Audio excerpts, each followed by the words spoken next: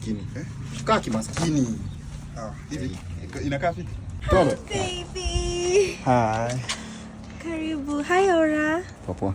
Dada nakungoja. Tuingie? Yeah, twende.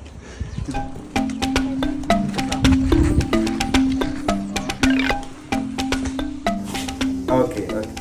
Hi Dad. Shiko.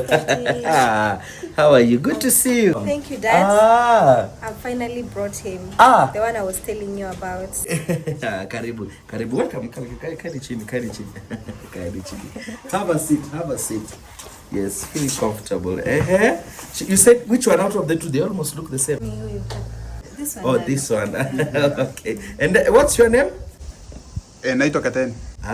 Katen. Na hujakuja na wazazi. Who is this? Aura. Huyo ni kama friend wangu, ni kama best man. Oh, tuseme best man. Okay. Introduction to no, nothing much. I see. Unafanyanga nini? What do you do? Mimi nausanga miwa.